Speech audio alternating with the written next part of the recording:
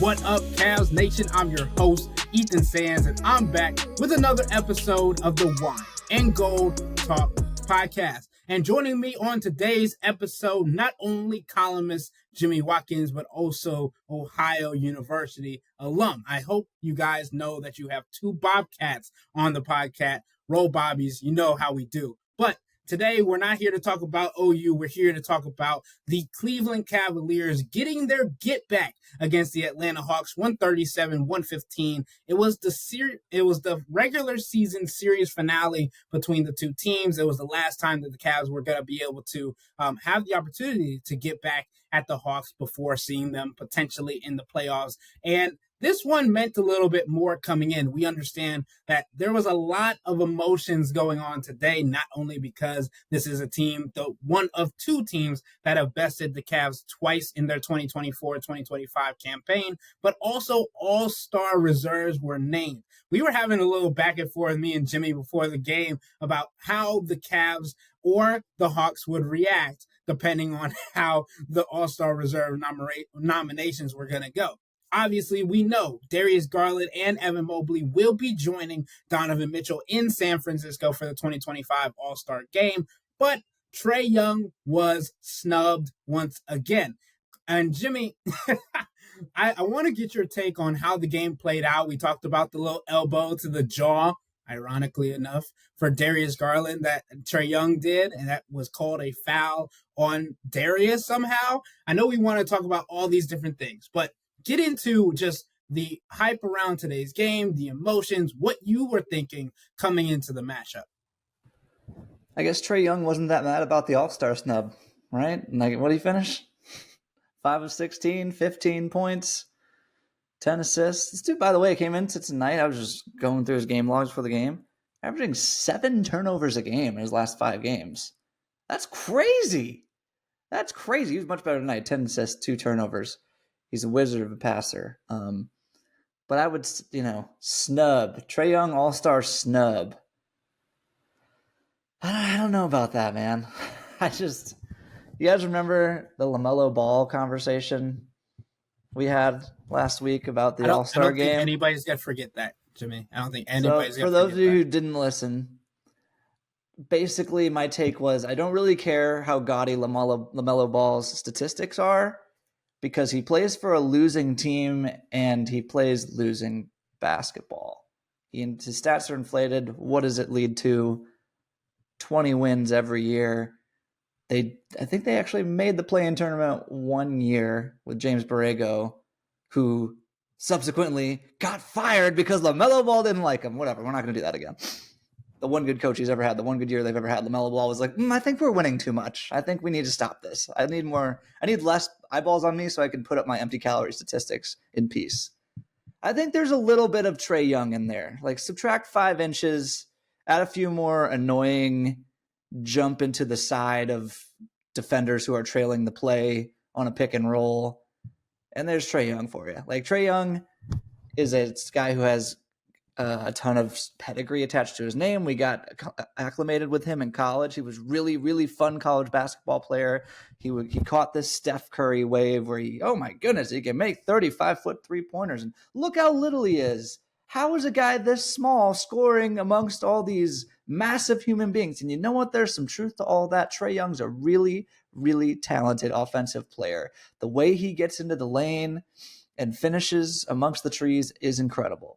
The way he games big men in the pick and roll, when it's either, you can't even tell, even when we're mid-motion on that floater or alley-oop or that lob pass, I still can't tell. You don't know whether, the only time you realize is whether it goes to the hoop or someone catches it and dunks it. He's an artist with all that stuff. I had a couple of people from the Hawks tell me that he's an artist the way he draws fouls. You read more about that in the morning. I kind of disagree with that.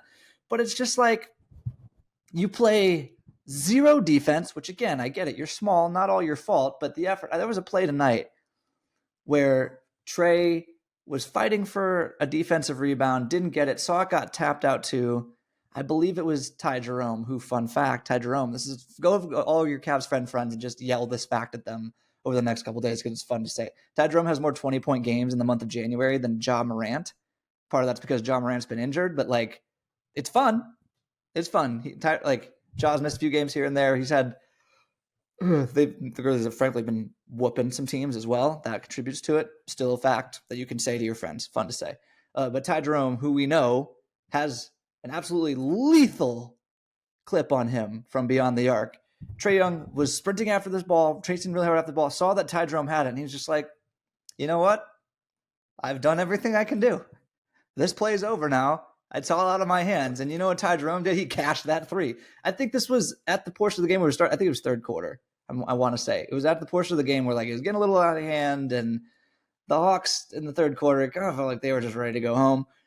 But still, man, like that's the kind of stuff when you're putting a vote to coaches and players, that's the kind of stuff you get dinged for if they're really paying attention. And these guys watch a lot of film. They see you do that a lot. Trae Young's a super talented player.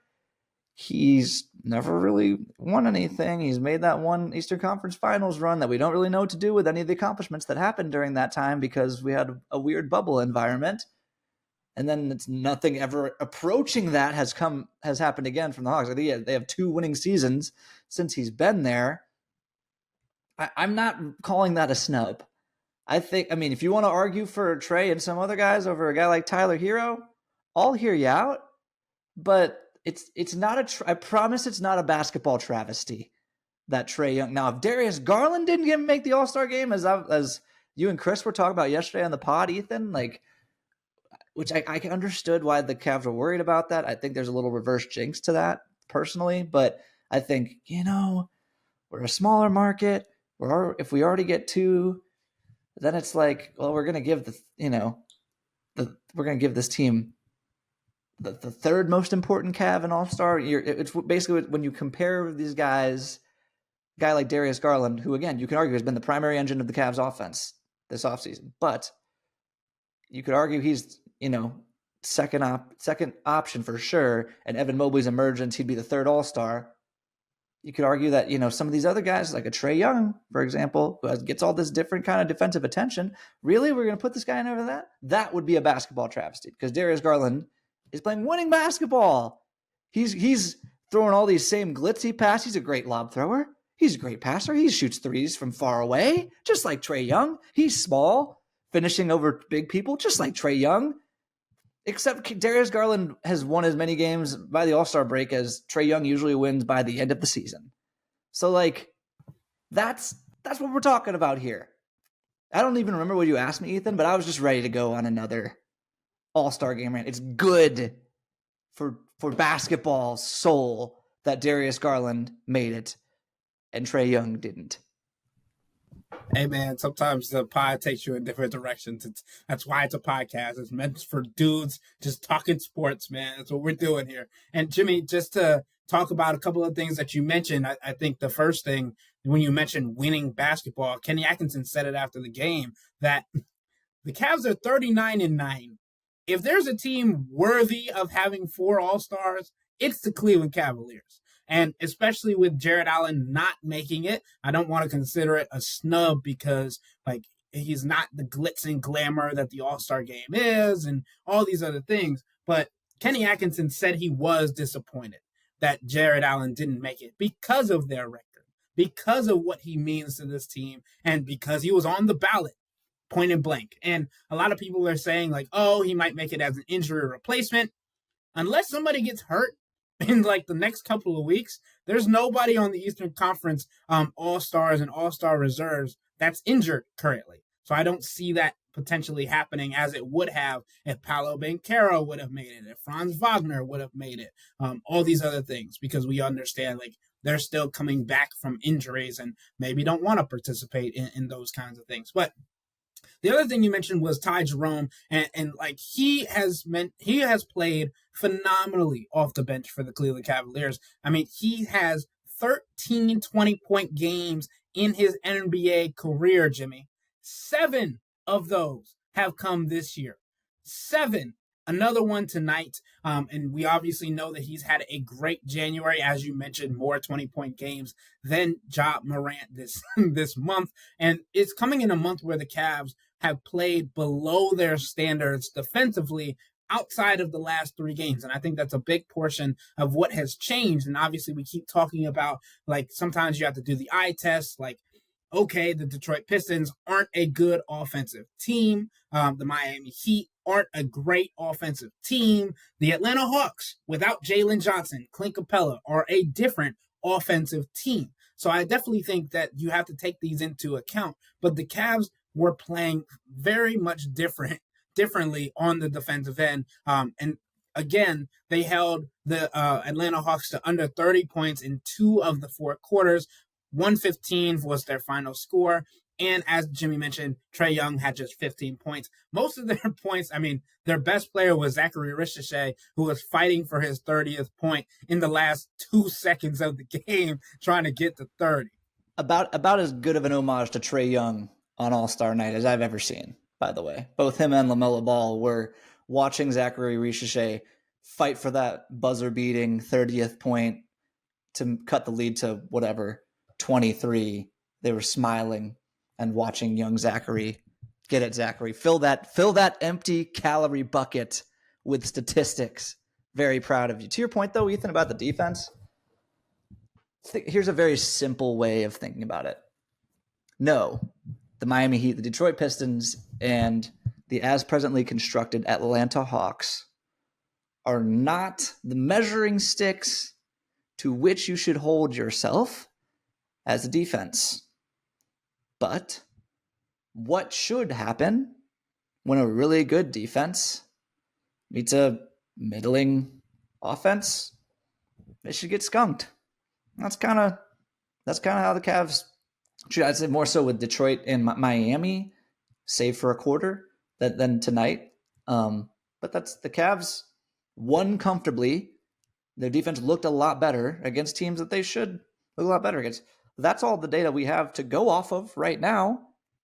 So, yeah, they did the job that they were supposed to do. Bad offenses or middling offenses, whatever, are supposed to look bad and middling against good defenses when they're engaged. That's what happened. That's how it looked. So I'd say the Cavs defense was engaged.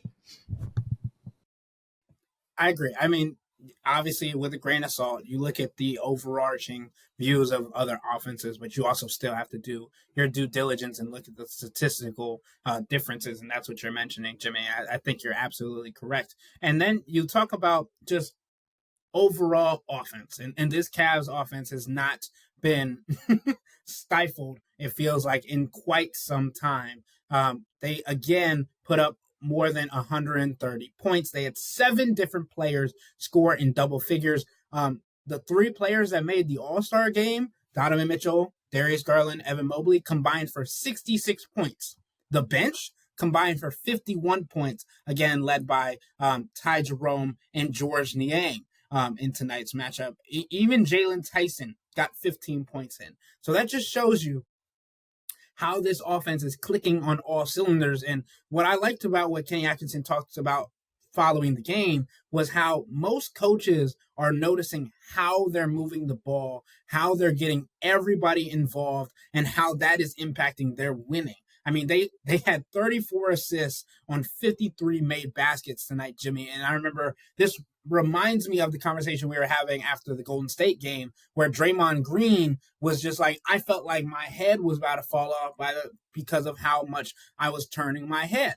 And I meant to get to this earlier, so I apologize for jumping all around. But just to go back to the Trae Young thing a little bit, because we heard some things from the other locker room. I know you were in there as well, Jimmy, talking about Trae Young saying that he wishes he could say more on the subject. And he took to Twitter after the game, X, formerly Twitter, to just give a little bit of context, saying it's no longer getting snubbed, it's getting trade at this point. Sorry to my fans, it'll change eventually. Talk soon. And he says, y'all will hear my honest thoughts soon.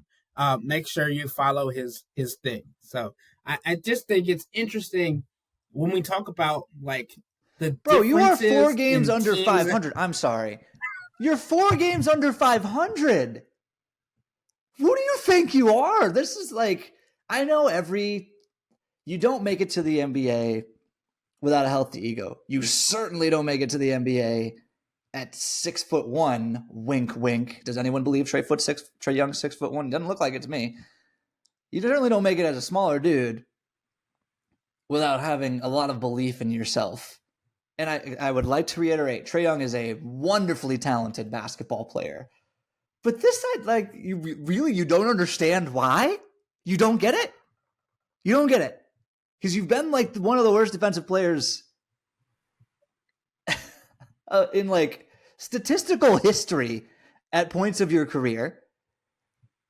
I think Quinn Snyder, he's bought in a little bit more. The effort's been better, which is like, that's like, I can't even comprehend how much of a backhanded compliment that is. The effort for Trae Young on defense has been better compared to what?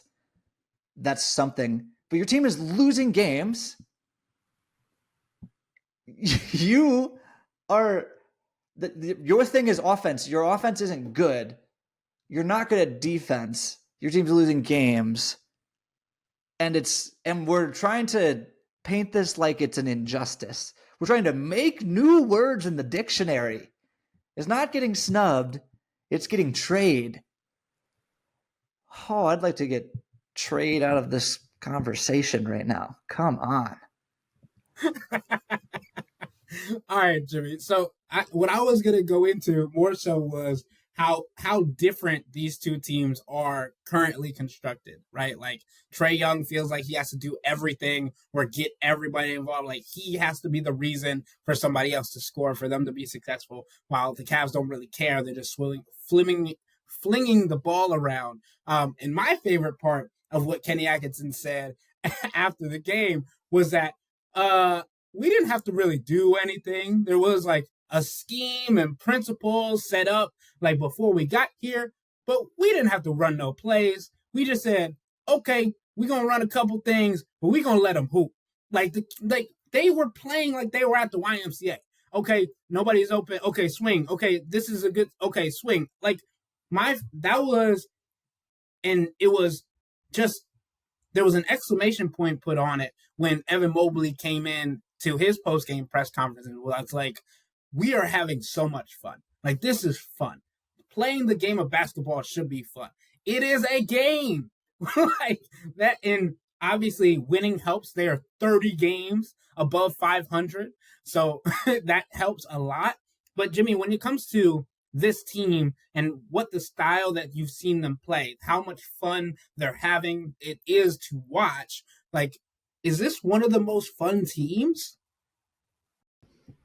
It's amazing. I'm going to be overly simplistic again, but it's amazing how much fun you can have watching a basketball team when pretty much everybody on the court can pass, dribble, and shoot. Like, you could count the double-figure scores tonight. I think there were 7. Is that right? 1, 2, 3, 4, 5, 6, 7. Yeah. Yep. How about this? 7. I said that earlier. Mm-hmm. How about this? 7 players in double figures, 3 players in 20 points or more for the Cavs. How about this? 1, 2, 3. Let me just count on the podcast for you real quick. 1, 2, 3, 4, 5, 6 players with at least 3 assists. 5 with at least 4 assists.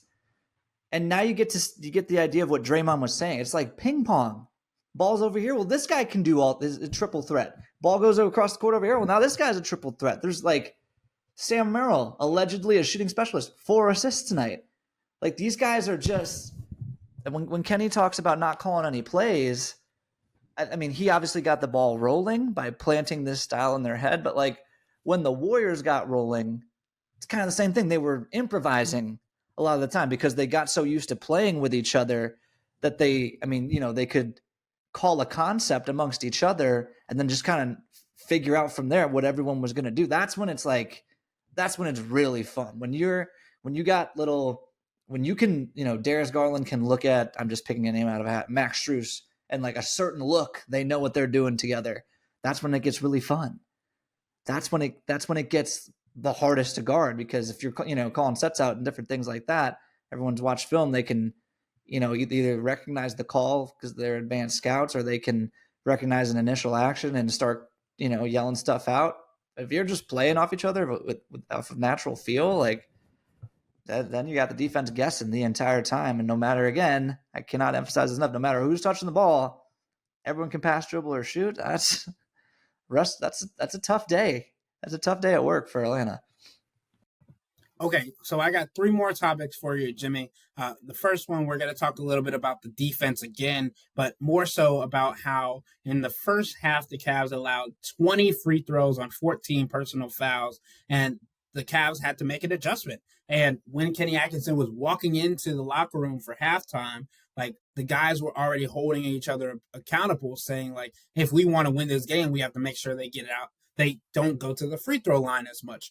And for me, one, the accountability sticks out to you, but also the understanding that they were able to switch things up in the second half. They not only played 2-3 zone to prevent from or deter Trae Young and other players from driving to the basket, but they also stopped switching as much as they have been throughout the season to limit the amount of mismatches or movement from their bigs. So they had more of a dunker spot on the defensive end mindset and able to deter other people as well. So I think the adjustments and the constant movement in the minds of these players while also having these real-time conversations is important, not only for now, but also for the playoffs as well. It's another sign of a really good team, right? Like the ones we just talked about on offense. When the machine starts running itself, they're doing, Kenny walks in there, they're already talking about the free throws.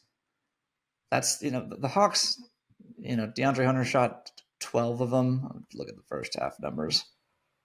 I mean, you shoot 20 free throws, shoot 30% from three, 46% from the field. They were clearly getting inside the arc pretty well. And Zachary Ricochet had the half of his life in that first half. But really, you turn the free throws off. Trae shot all 4 of his free throws in the first half. DeAndre Hunter shot 8 of his. Kind of turn the water off their offense. I think that's just simple recognition from the Cavs there. To the point about Trae, though, this is just where my mind is. I've been on his basketball reference page all day because, again, I'm going to write about him in the morning. I looked it up. I believe Trae has only had I missed the game logs. Trae's only had, 4 free throws tonight? There's only the 13th such game of the season that he's had less than 4 free throws. This is a guy who is one of, I was looking this up before the game, 6 guys his size, 6'1" or shorter, who has ever shot 7 free throws per game in a season multiple times. It's him, Allen Iverson, Tiny Archibald, Isaiah Thomas, Boston Celtics Isaiah Thomas, and who's the other one? Kevin Johnson, and there's a guy named Michael Adams from the 90s, one-time All-Star with Denver. I'd never even heard of that guy until today. So shout out to you, Michael Adams. We're keeping your memory alive. This is what he does. He is as the Hawks would call it, he's an artist. He puts you in so many difficult situations. If he gets you on your back, he's going to do the thing he did tonight once where he is going to lunge and the ref, but whether it's angle or whether, I thought Donovan, what he said about like your ref to your body type, and because Donovan is like more of like a bulk chested guy, it's more obvious when he flops than it is for when Trae, just a dude who's the smallest dude out there. If he flails, yeah, that makes sense to the human brain because the officials saw him their brain told him he got hit by a bigger guy, right?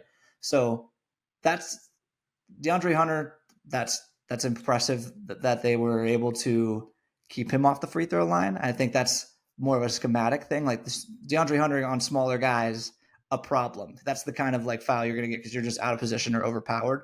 But Trae is so good at manipulating the rules that to me is, I think he shot 5 free throws apiece in each of the first 2 meetings against the Cavs. I looked that up earlier, 4 tonight.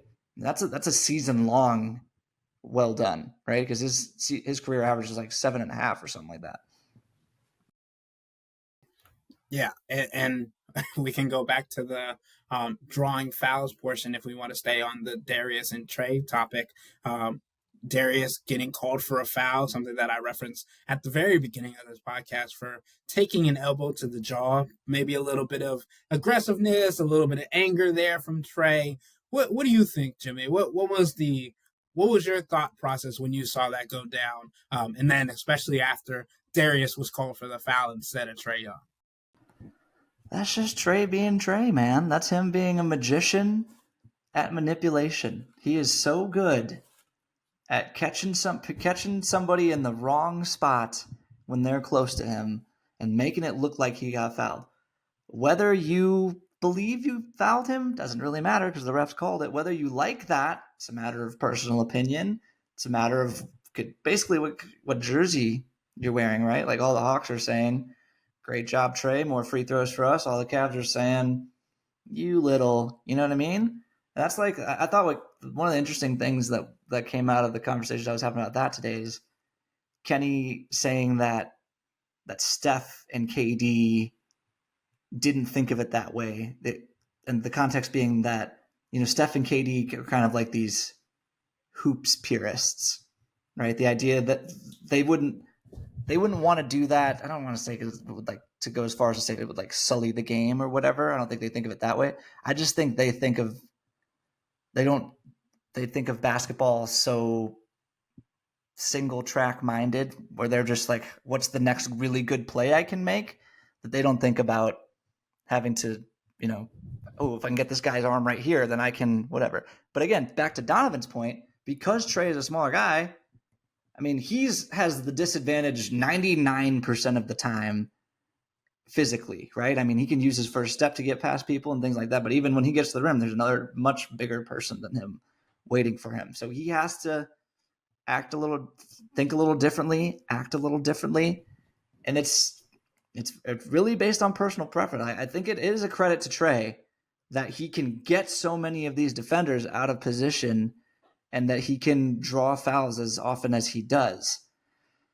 At the same time, per my previous email on this podcast, I think it's a little gross, and I don't really love watching it, and I don't think other coaches and players do either. And I won't go as far as to say is that that's the reason he's not in the All-Star game, but I do think that if Trae and player A have the exact same resume in your mind, I could see it playing a little bit into your decision.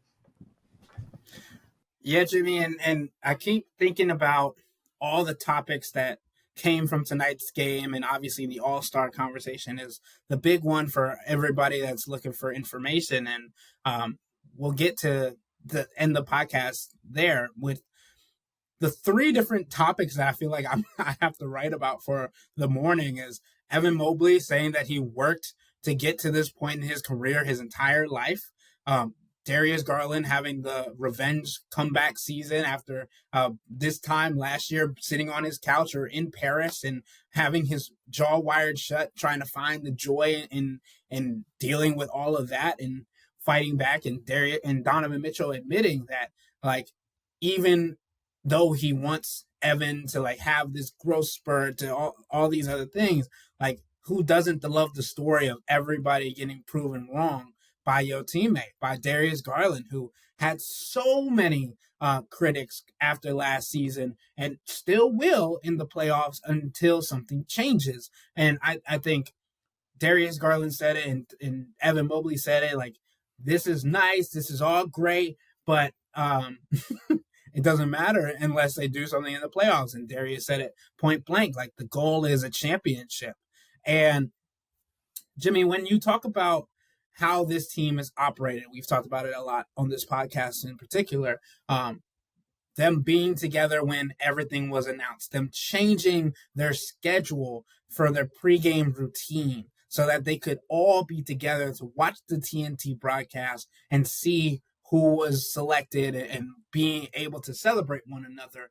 That also will get carried over to three of the All-Stars and Kenny Atkinson and the entire Cavs staff being in San Francisco, because Donovan gave some news after the game, and although Darius Garland wanted to refute it and say that he still has to think about it because he was only going to do it if he got selected as an All-Star, Donovan Mitchell says that Donovan, Darius, and Evan will be participating in the skills challenge. Me and Chris have had the conversation about the skills challenge because we tried to figure out if it was going to be the team setup format again this year, or it was the individual. Jimmy, what do you think about all of this, and especially with it being a team affair, and especially knowing that Darius, Evan, and Jarrett won the event the last time they were down in All-Star Weekend? I think it's the most important thing that happened today. I think we should have led the pod with it. It's less about, and I let myself get carried away. It's less about go away, whiny Trae Young. It's more about, hell yeah, Darius Garland and Evan Mobley. Celebrate this. I get what Darius is saying and why he's saying it, that nothing matters until the playoffs and you want to win a championship and all that. But there are moments along the way where you got to celebrate the small victories, and this is absolutely one of those moments for both of those dudes, in part because of this reality of being a pro athlete now. Like, it's not just the journey that you went on to get here. It's all the crap that you heard about yourself while you were on it, right? Like, they all tell us that they don't listen to any of it, but then they will tell you something about how they're proving everyone wrong that tells you that they do, right? And it's like, damn, Darius Garland has been a polarizing figure around people that love the Cavs for the last year, man. Like, the trade rumors were real, and they had support from the fan base. I think people were kind of done with him after last year's playoff run. The fan base was. Let's keep it real. And we acknowledged all the reasons then why it happened, the injuries, the personal grief that he was going through. But it was still like, if you're going to tell us that, I'm healthy enough to play, it's like, well, we need to see more out of you, right? And he's completely flipped the narrative on his career. He's one of the best point guards in the league, man. He still has something to prove in the playoffs, but like, this is sort of like his reanointment. He's back. And this time it's even sweeter because he's on a really good team. You're going there with two of your teammates and your coach, because this is like a Cavs coronation. This entire weekend is a Cavs coronation. It's validation for the franchise, validation to keep the core four together. Because again, that was the other part of it, right? It's not just Darius isn't doing it in the playoffs. It's, well, do him and Donovan really work together? And can they be their best selves when Jared Allen and Evan Mobley are sharing the court? Is that spacing too cramped? Kenny Atkinson was like, hell yeah, we can. I again, hand up. I was like, not sure about that, Kenny. Kenny was right. I was wrong. A lot of people were wrong. And Evan Mobley, I wrote this last year. It's just like, Evan Mobley was as much of his offensive development, I should say. Because, by the way, it should be reiterated, Evan Mobley has been a defensive stud since day one he entered the league. He turned the Cavs into a winner. And none of this happened until they drafted Evan Mobley. None of this was happening until they drafted Evan Mobley. But like, some of his offensive development was being stunted by the fact that he's on a really good freaking team, and it's hard to find your place in the hierarchy when you got three other former All-Stars on your team, two of whom, Darius and Donovan, are smaller guards who dribble a lot, and they decide when you get the ball, right? So now he's having this incredible season while everyone was tapping their foot saying, why didn't Evan Mobley become this sooner? He was just working, trying to get here eventually, and now he's here, and now it feels, you look up and it's like, well, damn, this guy's an all-star. This guy's an all-star in his fourth season. Evan's fourth season. That's pretty good. He's got the Supermax. He's an all-star. The Cavs are in first place. It's about, like, if you told anybody this on the day that Evan Mobley was drafted, they'd been like, damn, sounds like they're ahead of schedule. But it's just funny how time gets warped when you add another player to the mix, of course. But like, just take a look at the bigger picture for a second and realize this guy is in his early 20s and is already one of the best players in the conference. That is all worth celebrating from head to toe of the organization. Kobe Altman, man. Kenny said this after the game. Gold star. You drafted 2 All-Stars. 1/3, and was Darius the 5th pick? Like, that's not easy to that's not easy to do. It's not like these are not slam dunk decisions. Kobe Altman, gold star. Kenny Atkinson, you brought the most. You turned Evan Mobley around, not turned him around, but elevated him faster than I thought humanly possible, and he's growing more every single day. Today, Evan Mobley, damn near. I don't even know how to describe this thing that he almost did on the fast break where he dribbled it. He had like the behind the back between the legs dribble, and I don't know what he was going to try to do next, but I think his mind was working a little too fast for his body, and he lost the ball. It's like an and one street mixtape. And Kenny Atkinson compared him to Magic freaking Johnson after the game. Kenny, you deserve credit for that. That's all you. Kenny, Darius Garland, where his confidence is now to where it was last season. Maybe this would have happened with JB Bickerstaff. Maybe this would have happened with free agent coach X, but you did it, Kenny. You helped them, so you get credit for that. Donovan Mitchell, I mean, first of all, congrats on being an all-star again. But also, like, none of this, it's really hard for this stuff to happen. I don't want to say in spite of, because all Donovan cares about is winning, but like, you know, Donovan's numbers are taking a hit. He's not in MVP conversations. If he was, you know, if they were doing this and Donovan was scoring 30 a game, he'd be, you know, top 5 MVP race, right? But if Donovan was scoring 30 a game, would Darius look like the all-star lock that he's looked like this season? Would Evan Mobley get all the opportunities to be on the ball that he's had this year? I don't know, but I know what it looks like when he's not, when he's being unselfish and sacrificing and letting Evan Mobley take the ball up and letting Darius Garland be the fourth quarter hero all the time. I know what that looks like. So this is like everyone on down in the organization should be taking a victory lap today. It's not the ultimate victory lap. We still have conversations to be had about what will happen in the playoffs and whether this team is ready to win a championship or not. We'll have those conversations on this podcast over the next couple of weeks. But today, man, it's gotta feel pretty darn good to be a Cleveland Cavalier or anyone in that circle. And Jimmy, I mean, that's why we do this in different portions, right? Like the podcast for people who stay this long, around 35, 40 minutes, like you get different insight. You get if you stayed through me yelling at Trae Young, you deserved that. You really did.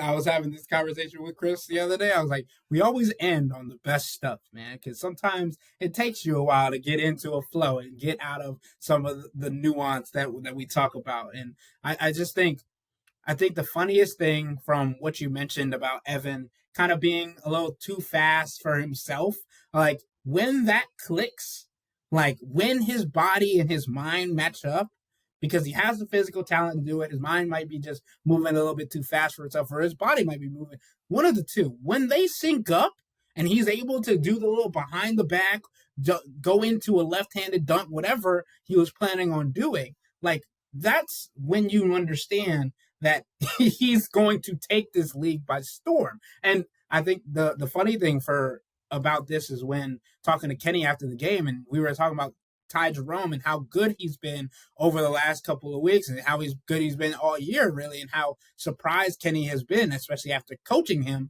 in Golden State. Obviously, he was on a two-way then, but Kenny was like, sometimes I want Ty to get off the ball and let your 7-foot all-star bring the ball up so he can get comfortable doing that. That, like, two things can be true, right? You need Ty on the floor to bring the ball up, to steady the offense, to be a stabilizing force. But you also want Evan Mobley to get confident with the ball in his hands, to work on his handle in game situations so he's able and confident and comfortable to do the things that we haven't seen yet, that we have seen potential for a lot, especially in the last couple of weeks. And also, just a reminder, this is just the third or fourth game that Evan Mobley's been back since returning from a calf strain. He's still realizing and remembering what his body is capable of.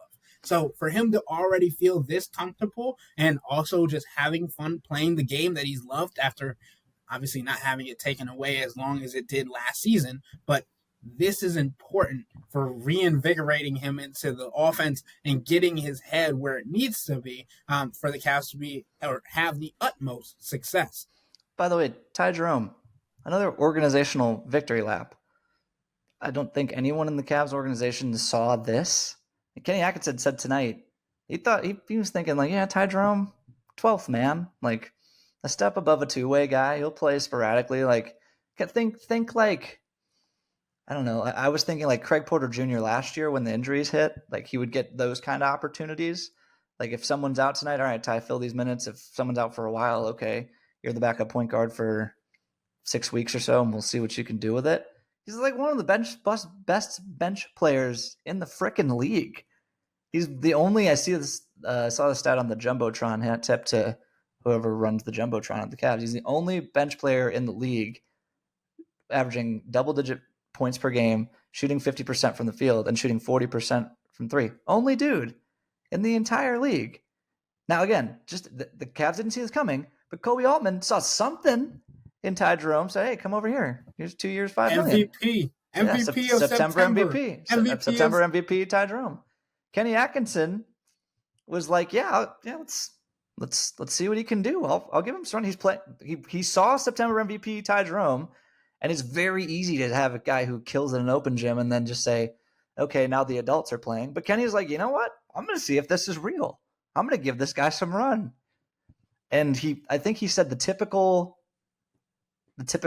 like, I don't even know, the time span for how to decide if a player's real or just on a hot streak is 20 games.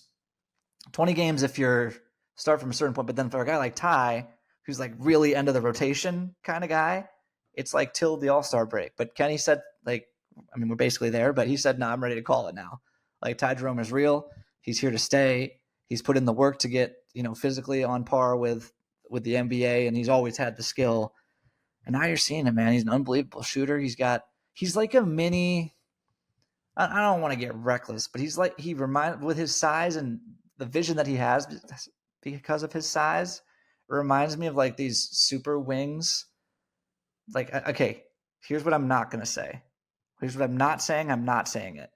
Ty Jerome's not Luka Doncic, but, which is just a crazy thing, he's bigger than a lot of the guards who guard him. He uses that size well, and he can see passing lanes because he's a tall guy who handles the ball like Luka Doncic. I tried to land that plane, but I hope that makes sense. He's a really good bench player, and I don't know, again, playoffs, different conversation. We'll see it. I'm sure teams will try to attack him.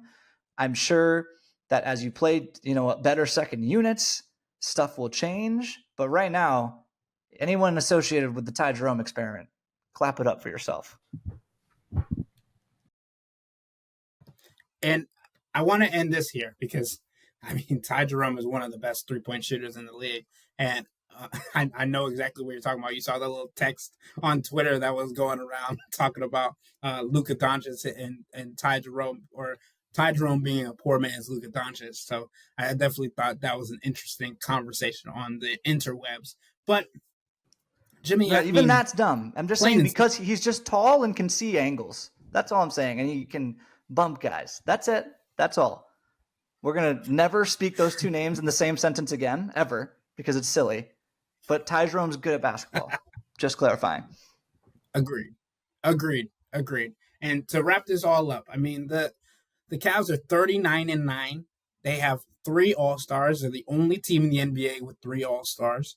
And they have an All-Star starter. And, they have a head coach and their coaching staff heading to the All-Star game. And Jimmy, I know you said this earlier, but it's going to be like a big celebration for Cleveland in San Francisco. And while Kenny Atkinson might be busy, having his reunion of his own with Golden State guys and the Warriors and whoever else is out there from his time coaching out there over the last 3 years, he's talked about never having coached guys like this.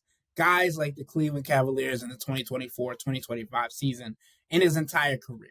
And I think that's what makes this team great. What makes this team fun is they are a big family and they continue to act like it and show each other love like they are around each other 24/7, which they are. So big picture, this is the team that you build around. This is the team that the continuity, the chemistry, all of the things that we talked about at an abundance on this podcast have come to the forefront, especially when you talk about the All-Star conversation.